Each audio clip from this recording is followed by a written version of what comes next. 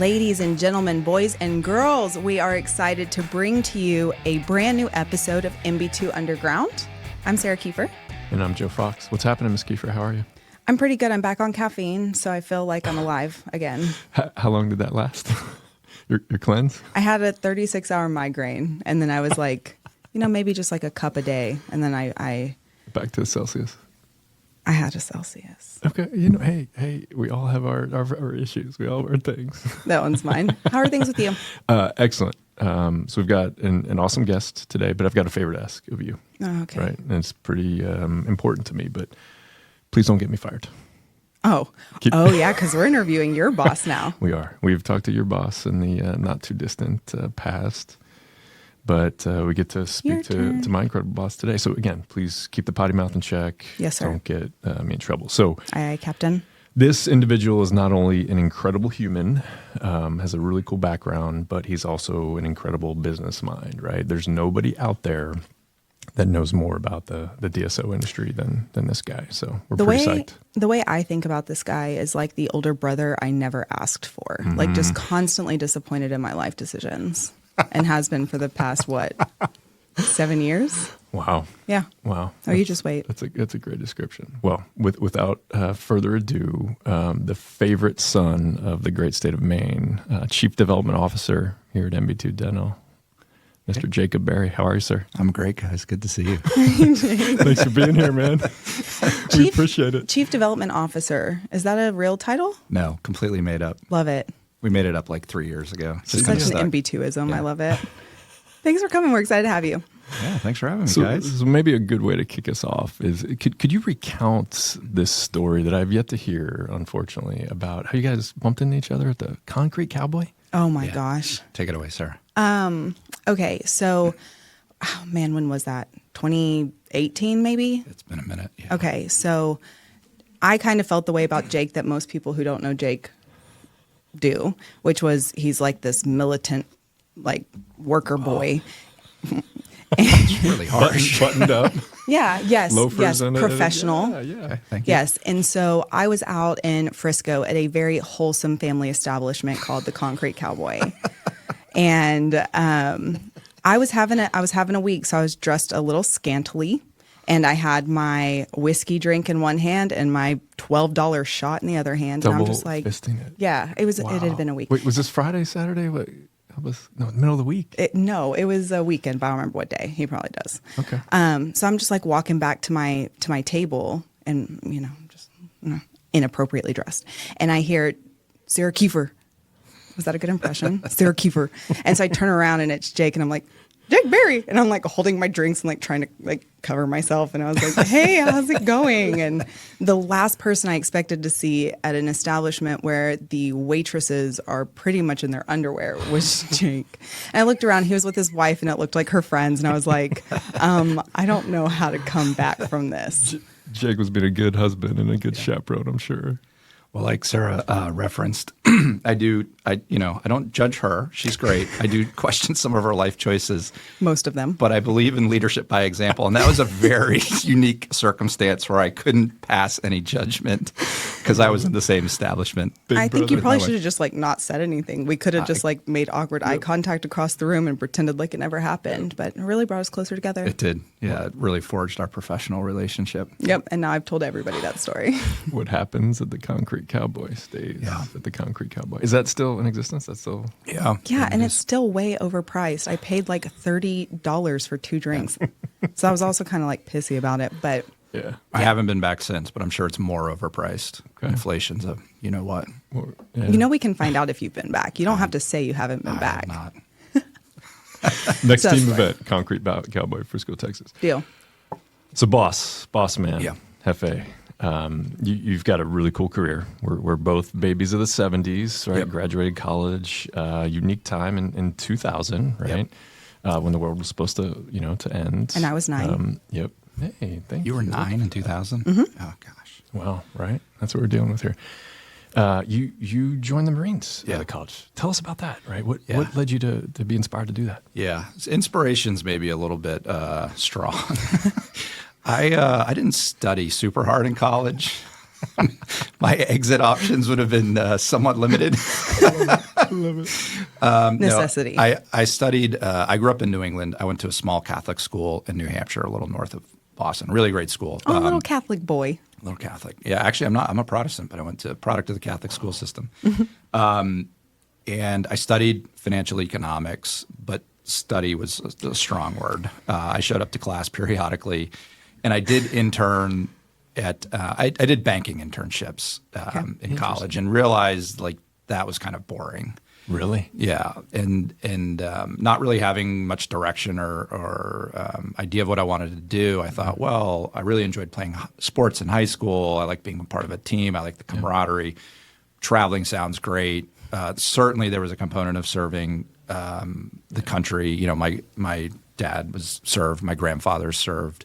And so my junior year of college, I went to the Marine Corps recruiting office and said, hey, I want to go into your officer programs. And so, they signed me up. And then 2 weeks after I graduated college, I went to the Marine Corps Officer Candidate School in Quantico, Virginia. Wow. Full disclosure, I don't think I could make it today. The standards are, the Marine Corps recruiting kind of goes up and down with their candidate pool.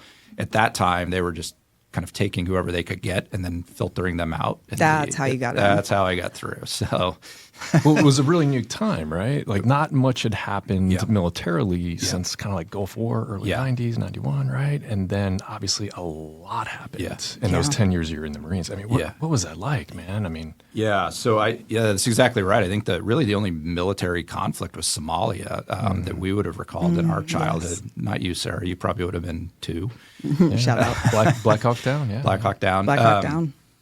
So I report. So once you finish officer candidate school, you go through successive schools in the Marine Corps, right? And then you get assigned to your first unit. So I checked into my first unit in Camp Pendleton, California. I was like August 30th, 2001. Wow. And then 2 weeks later, the whole world changed. And I'll never forget. I was in my apartment in Carlsbad early in the morning, getting ready to go in, and my phone rang, and the whole world changed. So I have no regrets about any of my time spent. I get to work with some of the best people in the world. Really, really value my time. Now, it was different for me. I didn't have a wife. I didn't have kids. So I think some of the normal stressors and real sacrifices of military life I didn't have to go through. But I was in for 10 years. And so,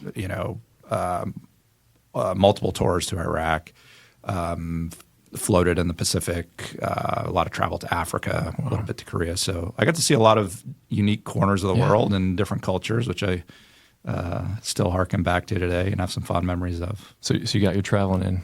Yeah, I definitely got my traveling in.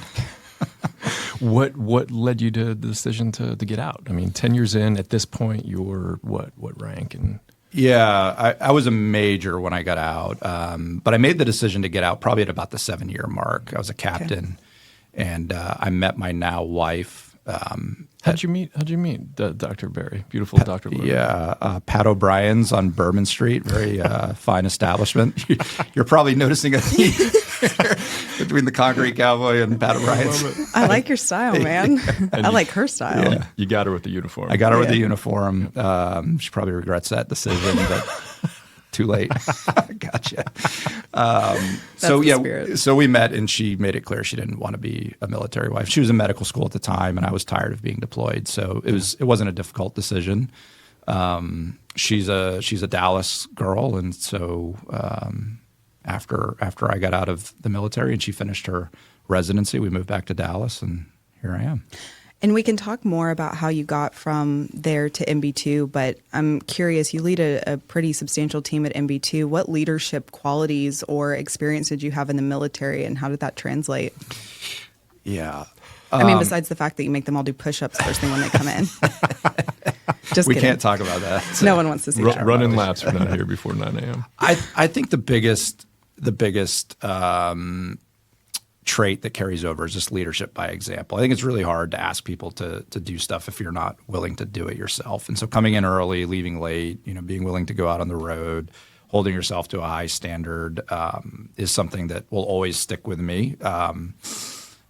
I think patience is a huge quality. Being a leader in the Marines, you're working with, 17-year-olds all the way up to 50-year-olds, Yeah. all demographic backgrounds, levels of intelligence, levels of skill. And so you just have to have this very patient quality of understanding no one's perfect, and nor do we expect perfection, but you always kind of have to be working towards that. Like grace.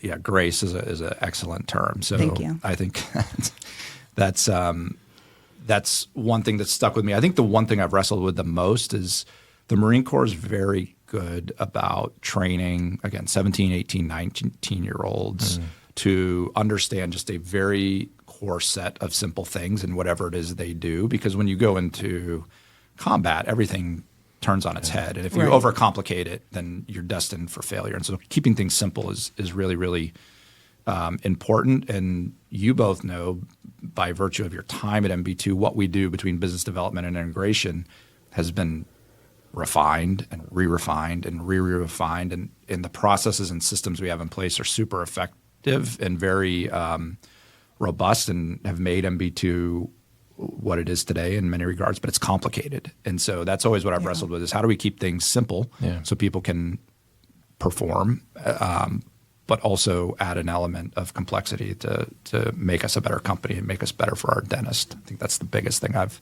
wrestled with. I love Absolutely. it. I think you do a really good job of that. I have a memory after our Christmas party a few years ago where I had to come back to MB2 to wrap up like marketing strategies or something.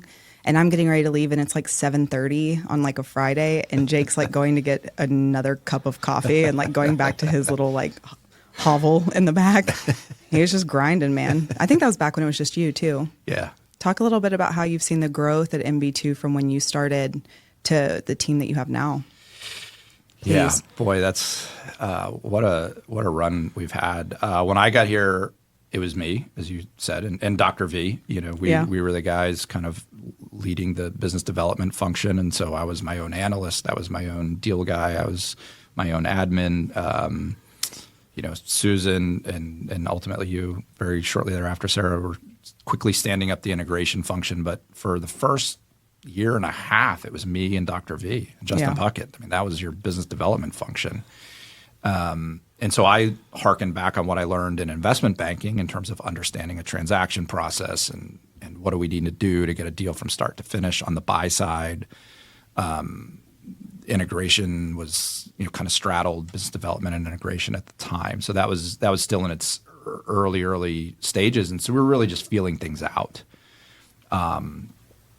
And then we started adding, and then we recognized, like, okay, now the volume of dentists approaching us is just too high. We need more people. Like, we physically need more people just to answer the phone and talk to dentists. Right. And so we started adding to the team, and that was, you know, that's really rough, because now you're going from what you do and you know what your schedule is and who you need to be on the phone with, and now you're starting to organize a schedule and a cadence where other people can interact with dentists and ultimately follow a process that we had to build on the fly. And so I think as what you guys see today, I mean, that's 7 years of evolution that, you know, that, and not all because of me, certainly not all because of me. Dr. V had a hand in that. Susan Huff had a hand in that. Justin Puckett had operations had a hand in that. So many people, you know, all of you have had a hand in that. So many people have touched, you know, the process and made it so much better. And so I think really the hardest thing to do was, you know, to remove from myself what I knew I could do, and then start trusting other people to, you know, pick up the additional work and move it forward on their own. Yeah, that's a key component to successful execs and entrepreneurs, is like actually giving, you know, having the faith in and giving people that trust, right, and letting it happen, right. That's hard. That's hard. So what's happening in the DSO industry, right? Not too long ago, early in the summer, you've gotten back from the largest DSO conference. You know, what's going on? I think it's been a lot of DSOs were built very, very quickly and without a lot of foresight to a long future. They were built for a transaction. Why did that happen? Like, what? Yeah, I think if you look, 2008 to 2022 was this probably once in a lifetime period in the capital markets where you had interest rates super, super abnormally low post Great Recession. You had private equity as an emerging space raising billions, if not trillions of dollars in their fundraising and putting that to work in the buyout market. Totes. You tracking this, Sarah? Yeah. I know this is your normal Wall Street Journal reading. Billions and trillions. Yeah, billions and trillions.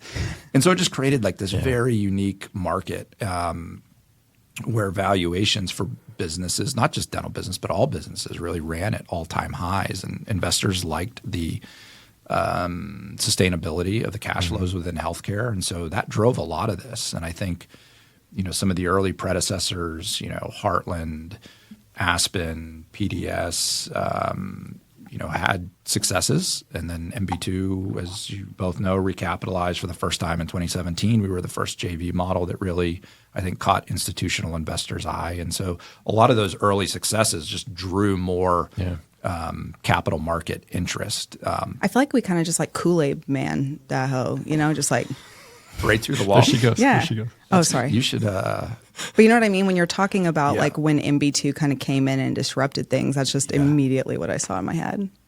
Yeah, you should work with the brand team. They would probably really benefit from your creativity. I think they would not enjoy that. So anyway. Yeah. So you think of MB2's track record or history, there was 10 years of buildup and doctors partnering with MB2 and infrastructure being built and, a profitable business being built before we even took $1 of institutional capital. Where you compare that with all these other groups, they were started out of the gates with a lot of capital behind them in the intention of building a business very quickly and selling it very quickly and taking advantage of the arbitrage opportunity. And that works great when the capital markets are great. It doesn't work well when the capital markets are not great. And that's when the arbitrage isn't arbitraging. When the arbitrage is not arbitraging. See, you can do this. Brilliant. Sarah, the Wall Street banker. Damn straight. Last time she was comparing Botox injections to interest rates. It was a great analogy. See, that's amazing. I know what's going on. She knows. So I think the issue now, to reference the conference this past summer that draws so much interest around the industry, everyone recognizes there are problems and not everyone is doing well. But I think a lot of the narrative is around interest rates, which is something we all see. You see it, I see it, and also the inflationary cost of running any business, but especially a healthcare business. And those are external they're very real. I don't want to discount those. They're very real. But they're external factors. And I think there's so much more to the story on why our space has so many struggles. Just platforms that were poorly constructed or M&A strategies that were overly aggressive or valuations that got too high. Sarah, what you do on the integration side is so robust and, it's been refined over years. I mean, most companies of any industry that are PE-backed don't integrate very well. Yeah. There's a lack of true operational excellence in most platforms, and maybe most importantly, there's a missing alignment piece with the doctors. And as you know, that's where we really focus hard with MB2 is the JV model and ensuring that doctors have quote skin in the game in their practice and also with MB2. Wow. So what happens going forward in your opinion? I mean, you've got about 200 DSOs out there, 30 of which are in receivership, i.e. not doing well financially. Yeah. Kind of what happens in the next 5-10 years? Yeah. I mean, the industry narrative seems to be centered around consolidators buying consolidators, which just means bigger DSOs buying smaller DSOs. I think, a lot of the investment bankers we meet with regularly who have a very good pulse on the market have referenced the fact there's just too much DSO capacity in the market. There's too much management. There's not enough value being added. And generally what happens in an industry life cycle is, as you know, Joe, is when you reach that point, bigger companies start gobbling up the smaller companies. So I think there's a very real possibility that happens. I think that's hard. I think it's going to be hard for DSOs to execute on that strategy just by nature of dentistry as a business and what we know about dentists. I think there's a lot of DSOs that they're honestly just going to end up sitting on the sidelines for a long time. They have private equity backing. They've grown to a certain size. And whether they are unable to raise more capital to continue to grow or they raise capital but their growth just slows, at some point they're going to have to try to find an investor to buy their company. And it's not unheard of for a company to sit there for 10 years while it tries to recapitalize. And so I think a lot of DSOs are just going to kind of go into a stalled status until their investors make a decision to exit and hopefully get a gain or crystallize their losses. the average hold time in the DSO space right now is 6 years. Wow. So it's not like, I think companies having a liquidity event every 3 years, that is not Uncommon. the norm. That is very uncommon. And a lot of the investors we've been meeting with over the last year have said that's not going to be the case going forward. Expect 5, 6, 7 year holds or longer. Interesting. So I think there's a lot of DSOs that are going to have some very difficult times. I think some will emerge. I certainly feel confident about us, as you know, but with the right alignment model, the right culture, the right doctors, and the right focus around operational excellence, you can marry those things. You can be very successful in any environment. Yeah, absolutely. For sure. So we're going to see a little bit of the typical creative destruction that is very common in economic cycles and in industries, right? You get risque financial behavior when there's a gold rush of sorts, and it kind of ebbs and flows, right? So what do dentists need to be aware of with all that's happening in the DSO industry, right? The average dentist who's thinking about talking to a DSO, how does this impact them, and what do they need to be thinking about? Yeah, I think what has become very clear to me over the last year, and I think this really rammed home at the Dykema conference in July. Like, our industry has a very unhealthy fixation on multiples. It doesn't matter if you're a lawyer, a doctor, a broker, a consultant, a industry vendor. The measurement of success seems to be focused on multiples. And a lot of people, doctors especially, don't even really understand what that means. Right. And so, Joe, as you know, we've looked at 2,800 deals a year for the last few years, and we get to closing day with 100 of those. What is each that year. percentage? It's less than 3%. Isn't that insane? It's insane. Pretty incredible. It's insane. And Sarah, you see all the personalities that come through. All of them. All of them. And the challenges with the businesses and where we can help out. But, we tend to win a deal. We certainly don't win a deal on valuation. We win it on selling the doctor on the culture of MB2, what we can actually bring to the table for them, some shared risk, the idea of a partnership. All of those concepts are non-monetary, but they matter. But there is a huge set of doctors out there that are just solely focused on what the multiple is. Right. And I think everyone, both the buy side and the sell side, have done more over the last year to educate doctors. It's not just the valuation, the structure of the deal matters. So my candid advice for any dentist now, and what's been for the last few years, is focus on the structure of the deal, not just the upfront number. And there are plenty of examples of DSOs that have money whip doctors and just use crazy high valuations, and they are some of the ones who are in trouble or financially just not going to get the outcome they want. Can I use a dumbed down metaphor again? Yeah. So would you liken this to like when you're job hunting and you may not take the highest salary, but you're also considering the benefits package, you're considering the room for growth, the equity opportunities. Yeah. That's a great, that's a perfect example. I Thank think that's you. one that everyone can understand. Proud of you, girl. I'm just here to layman this stuff, you know? That's why you're here. That's literally why.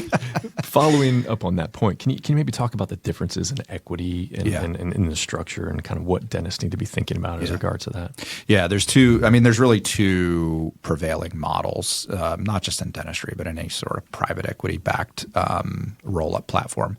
The first equity model that's been the most prevalent, and certainly in dentistry, is it's a 100% buyout model, and the doctors sell 100% of their practice to the parent company, and they get a mix of cash and stock in the parent company. So they are getting equity. They are getting a rolled equity interest. Okay. It's just in the entire company, not within their own unique business. Okay. The alternative model, which is where MB2 sits, is the joint venture model, meaning the parent company is not buying 100% of, in this case, the dentist practice. We're only buying 60 or 70% of it, and the doctor's retaining a meaningful equity position in their business. And so, we obviously have a very biased view, but I think if you look at a lot of the newer DSOs that have emerged over the last couple of years, they have gone the way of the JV model. Yeah. And we've actually, I think as you guys know, we've taken calls from other private equity platforms elsewhere within healthcare who have an interest in kind of converting to a JV model. And so they've looked to us for just our story on how we achieve that, because they recognize the better alignment that creates with their doctors. Yeah, I was going to say, what impact are they seeing that they're chasing that we've been able to at least give them a taste of? Yeah, I think it's just when you shift the owner mentality out of the individual business, when you take a dentist and you make them an associate in the business that they've historically owned, that's a hard mindset shift. Oh, yeah. And now their entire equity upside, all their future financial benefit is not just dependent on them, it's dependent on all the other doctors in the group, the management team, the capital markets, how the private equities guys do. There's so many different variables that can impact whether that doctor's equity does well or does not do well. That he has no control over. Zero control. It's like being in a group project with, the dummy that you got stuck with. That's right. Okay, I'm done. No more metaphors. No, this is great. But yeah, if you maintain JV equity, now you control a lot of your own destiny. And so from our side of the table, from our side of the partnership, that's a better position to be in because we know, and now 700 and approaching 50 practices, every practice has a doctor who cares. Like they care day to day, not just about the patients and the team, but how the business performs, which gives us the better fighting chance of improving our organic growth year in and year out, which is really the key to long-term survivability in what we do. Yeah. I mean, they're vested, right? It's pretty fascinating to compare the other groups out there. And again, there's 200-ish DSOs, but number of locations compared to profit and kind of trying to correlate that with their models. It's pretty fascinating, like kind of finance geek, exercise to go through. Yeah, that's right. So what advice do you have for doctors if they are preparing their practice, their business to then talk to, a DSO? Do you have any kind of... Yeah, I think there's just a few basics, and we've all talked about these a lot. But the first is really defining why you want to pursue a transaction. Is it just for monetary gain? Are you trying to take a little bit of risk out of your life? Do you really want some help in your business? Are you trying to get some time back in your personal life? I mean, there's a ton of reasons, but I mean, how many doctors have you guys talked to? Or they're like, oh, I don't know, timing seems right. Like selling your business is a huge decision, and not defining why you want to do it, I think is the cornerstone of what you need. And that's always the first thing we ask too, is making sure not only are you clear on what your goals are, but is this something that MB2 is going to be a good partner in? Correct. That's exactly right. If you can't define why you want to do it, you're going to have a very hard time picking the right buyer. The second component is just, you said, prepare. Like no doctor really prepares, right? They call us, they say they saw a cool ad, they saw Sarah's picture on Instagram or something. Oh, thank you. Yeah. And they're like, oh, this looks like a cool place. Let me call them and we have a conversation. Someone on our team, Joe, has a conversation, and that's great. But the first thing we need to do is start getting some data on their business so we can help progress towards a valuation, which is one of the first questions that needs to be answered. And step one. Yeah, that's step one. And most doctors, through no fault of their own, they're not ready for that. They don't know where their tax returns are. They kind of know how to get their P&L. Many of them don't know how to download practice management reports. They don't know where a copy of their lease is. I mean, these are fundamental things we need. And how many conversations have you seen stall out because we say, hey, we need these 6 things, 8 things, and the doctor tries for a couple of days and then realizes it's going to be hard, and then they stop. They run out of energy. And so I think it's a wonder they ever survive integration. I know, you guys really put them through the ringer. And then they have to bring in their OM because they have no clue how to do X, Y, Z, and then that kind of necessitates a conversation about, hey, why do you need all this information? So I think like the second most important preparation step is go get your lease, go get your profit and loss statements, go get your tax returns, go download some of the fundamental practice management reports. If you have a staff roster, pull that. Like everything it's kind of like treatment planning. That's how I talk to a dentist about it. Like you take a radiograph of my mouth to figure out what's wrong. When we're pulling these financial reports, it's so we can kind of put together a diagnosis of the business and hopefully put a compelling proposal in front of them. I think you could present a killer treatment plan. I just in my head, I blacked out for a second, picturing Jake in like a little dental office, like tie, white coat. Absolutely. I was wondering where those things were today. I love it. P&L as a radiograph. Awesome. Yeah. We talked about, deal structures and equity types. Can you maybe touch on like the difference between a doctor's take home every year versus what we would call EBITDA, right? For the sake of valuation. Yeah. So most doctors think, they'll just tell you like, well, I produce 2 million, I collect 1.8 $8 million and my overhead is 50%. So I take home $900,000 a year. That's how they think of it. Just a typical small business owner, which is fine. That's the right way to think of that. If you're, and of course they're running through their Costco bill and the family dogs, car, on payroll, and the plane, the car, country club, and all the things. all those things, which full disclosure, we don't care about. It's like we just want to know where they are. Yeah, we may judge, but like we're not going to tell you to do anything different. We will always judge behind your back. I once had a doctor spending $5,000 to $10,000 a month on spa charges because I had to go through the credit card statement to look for vendor charges, and he was like, "Don't judge that, and don't judge how much I eat at the rib crib." Rib crib, I bet that's good. Next team event after the concrete cowboy. Right. Yeah, it's funny what dentists they get like embarrassed about, right? They're not. I don't want anybody to look at my credit card statement, TBH. Listen, I have no room to talk. Where were we? Gosh, I lost my train of thought. Oh my God. I'm so sorry. Take home versus EBITDA. Yes. Yeah. So that's a very basic way of looking at your business, especially if you're a solo business owner. EBITDA is not dissimilar, but really when we are calculating EBITDA on our side of the table, like we're looking at your business now, not as a solo business owner, we're looking at your business as an investor and as a financial partner. And so we have to figure out how much cash flow are we going to take out of this business together. Mm-hmm. Right. And the first adjustment, really the only adjustment that matters, is what does the owner doctor get paid? Because owner doctors don't think of what they pay themselves typically. It doesn't matter if they're taking it in the form of wages or distributions. Right. Well, in our model, it does. The owner doctor needs to be paid an appropriate market rate for the dentistry they're doing. And the reason for that is if they ever step back from the chair, they need to backfill themselves with an associate to do the same work who will then be paid a market rate. That makes sense. So I never thought about it like that. That's the easy explanation. And Yes, of course, thank you. There's I'll be around all week, Sarah, if you want to go through some P&Ls.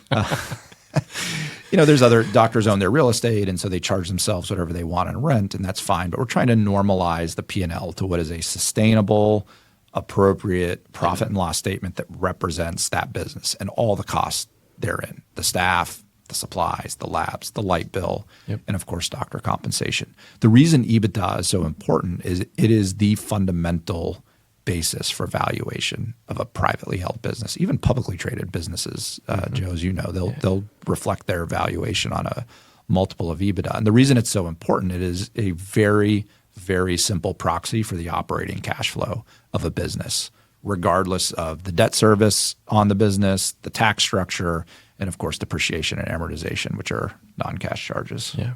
That's your 10 minutes of Did you catch that? accounting CE for the week, Sarah. Finance 101, girl. EBITDAs and on the such. podcast. EBITDAs and such. Do you have anything else substantial, or can I ask the fun questions? Oh yeah, I mean, I always want to ask. I mean, again, we've got a visionary here. So, Fine. in the context of like asking, hey, what is dentistry going to look like in 5 to 10 years? You've seen this roll up, this consolidation in all of healthcare. Your wife's a doctor, right? You've seen that in her career. Yeah.